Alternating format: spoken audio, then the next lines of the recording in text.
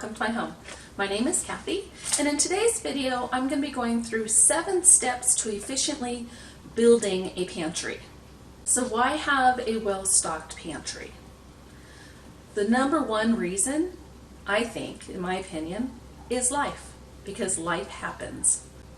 Whether that life event be on a national level, like the break in the chain supply like we're seeing right now, which is causing food shortages and shortages of other products around the country. In some areas, of course, are affected more than others. And it also could be on just more of a local, regional level. Maybe there's a snowstorm that comes in, or there's flooding, or an earthquake, tornado, something that happens in your area that possibly could knock out the power or prevent you from being able to go to the store to resupply your stock. The next reason, and I think this is the most important reason, and really the reason that's going to be most common, that event is going to be personal. It's going to be a personal family level, such as sickness, someone, there's a death in the family, somebody gets hurt, one of the breadwinners loses, their job, or maybe you have a car breaks down, or a major appliance goes out, like your furnace or your refrigerator, and you need to, use your resources in that area versus having to, worry about how you're going to put food on the table and fix your car. Those are the reasons why I think that we should all strive to have a well-stocked pantry. So how do we do that? And how much food and supplies do you really need? Well, I have some figures here. The CDC says that you should have at least 3 days of food and water on hand. FEMA, they say you should have at least a 2-week supply of food and other supplies. And the Red Cross says to have a 3-day go kit and a 2-week stay home kit. Personally, I think that 2 weeks is a good starting point, and having a 2-week supply will make you better off than the majority of Americans right now. So how do you get there? How do you efficiently build a well-stocked pantry? Step 1 would be to have a goal. What is your goal? Is your goal to have a 2-week supply, a 30-day supply, 6 months, or a year? So start with knowing what your goal is.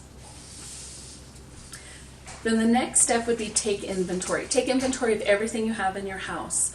All of your food, any water you have, maybe bottles of water that you have somewhere.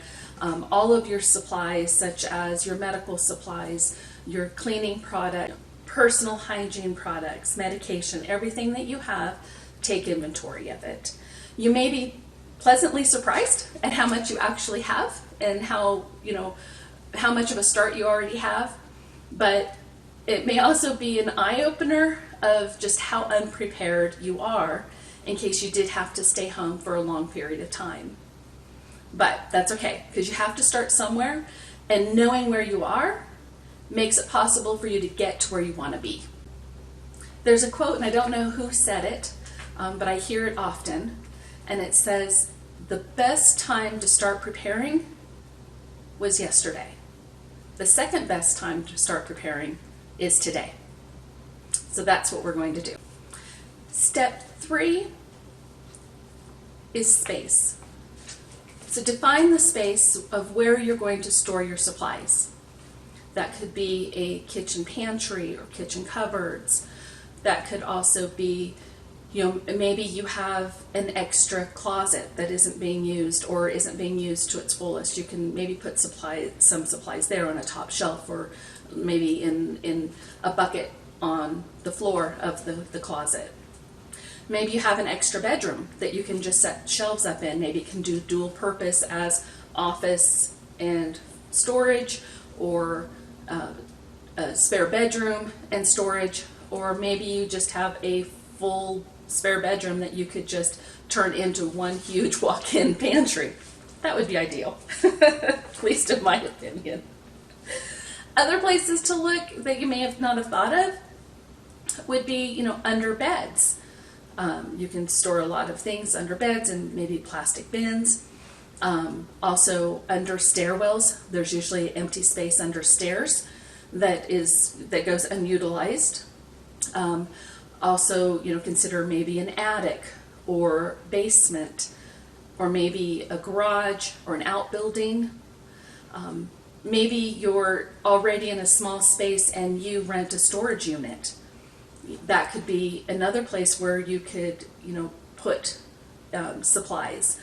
I would think of that as being more on a short-term basis, but it could certainly give you peace of mind knowing that you have supplies in that storage unit in case you were to ever need it.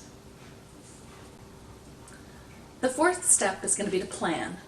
So once you've decided your goal, your available space, your current inventory, it's time to plan out what you'll need to get to that goal. A good place to start would be to plan out meals. So if you have, plan out 7 meals or 7 days worth of meals. So if you had 7 dinners that you plan out that are shelf stable, multiply that by 2, there's 14 dinners. And then times that by 2 again, there's 4 weeks worth of dinners. And some of those dinners could be maybe some beef stew or some chili. Combine that with some cornbread, and there's a great meal.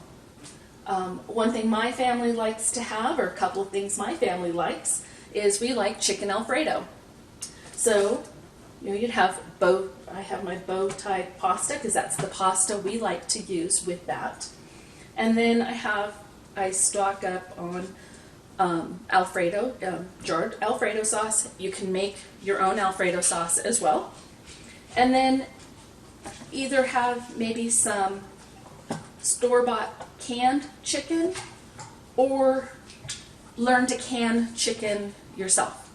I will be doing a future video on canning chicken, but combine those ingredients and you have a meal.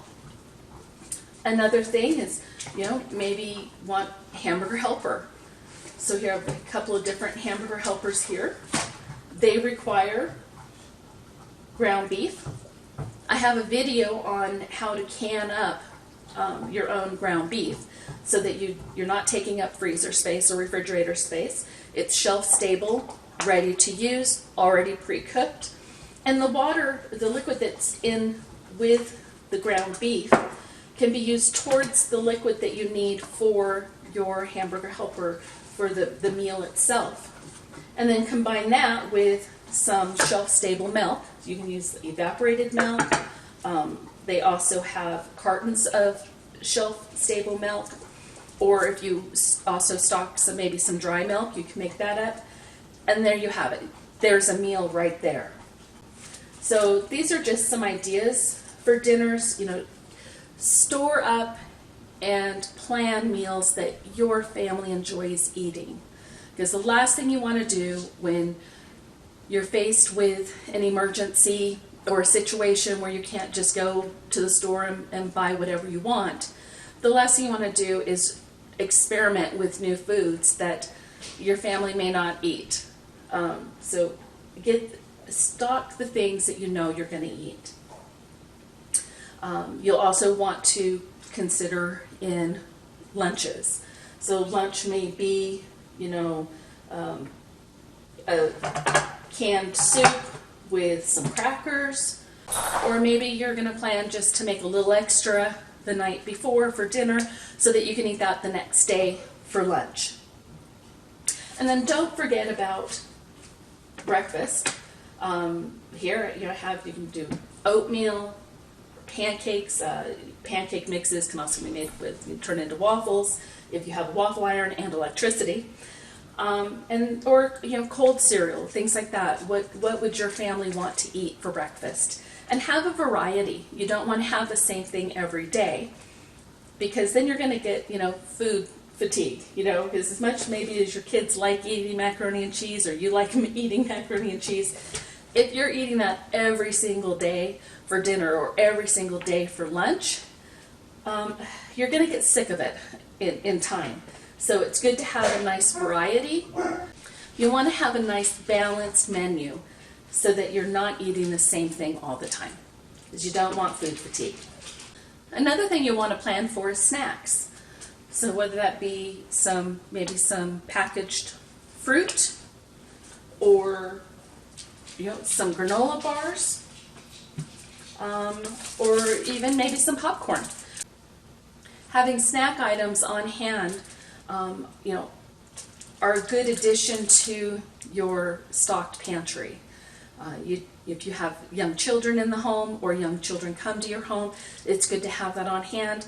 Also, if you have young adults or adults in the house that get hangry, we all know that hangry is not a good place for them to be, and having some snacks on hand to help curb that, it's well worth the effort to stock it.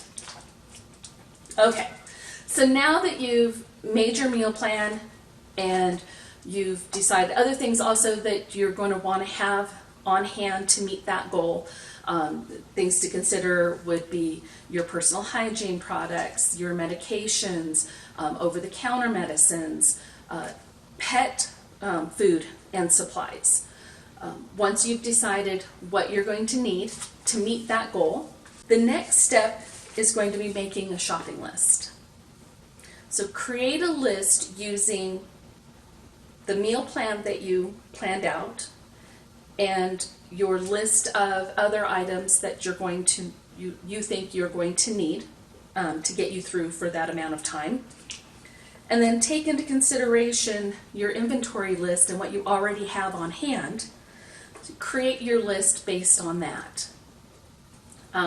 I like to put my shopping list on my phone. I have just in my little OneNote app within my phone, I make a checklist for my shopping, and then that way I have it with me each time I go to the store. So if I see a sale or I see something on clearance, I'm able to look to see, okay, is that one of the items that I still need? Is that a gap in my stock that I need to replenish? It's good just to have it on hand. So whether that be your phone, or you use a tablet that you take with you everywhere, or you just want it on a piece of paper, if that works for you. Whatever tool works for you, use that. And with your shopping list, you'll be able to, each time you go to the store, just pick up a little something extra.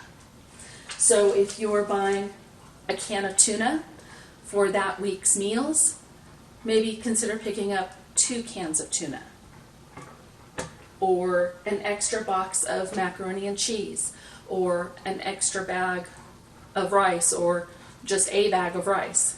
The trick is to do it gradually and over time. And I think you'll be amazed at how quickly your pantry fills up by just buying 1 or 2 extra items each week, or each 2 weeks, or every time you go to the store. Step 6 is going to be to restock. So you want to replace what you use. So a well-stocked pantry is one where you're stocking what you eat, and you're eating what you stock. So as you replenish your stock or bring new stock into your pantry or your supplies, you'll want to be rotating those. So you'll want to put your cans in order of use by date. So the items that have the longest shelf life are at the back, and the items that have the closest shelf life according to the date is in the front. So just pay attention to your dates and order your food accordingly. Step 7 would be to grow and expand. So once you've met your initial goal, you may want to consider setting a new goal to increase the number of days you have on hand. So if you were at 2 weeks, you may want to consider expanding that to a month, or 3 months, whatever that new goal is. So set a new goal for yourself so that you're always working towards building a better supply to have on hand. Another thing you may want to consider is now learning some new skills, such as gardening or canning or other ways of preserving food so you can be more self-sufficient.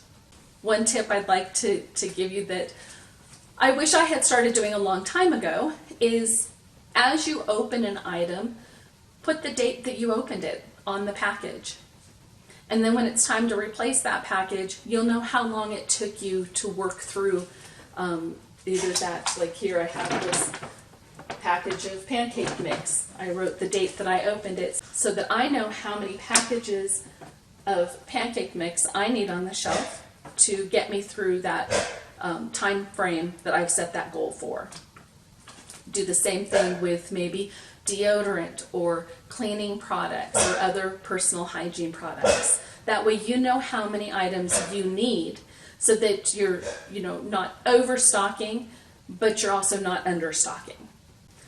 So I think the ultimate goal would be at a place where you have a well-stocked pantry so that you're able to replenish your stock as things come on sale, so that you're not always having to go out and buy items at that day's price. You're able to hold back and just watch and replenish what you need as you need it and take advantage of sales and clearances in order to do that. And then also to be able to take advantage of buying in bulk, because that will save you a lot of money as well. I hope you found today's video helpful, and I hope it inspires you and motivates you to take that step to start building a well-stocked pantry. Because the better prepared you are, the more peace of mind you can have to be able to weather those life events as they happen. So if you liked today's video, please give it a thumbs up. And if you're not already subscribed to my channel, please consider subscribing and make sure you hit that bell icon to be notified each time I put out a new video. I hope you have an amazing day, and we'll see you on the next video. Bye now.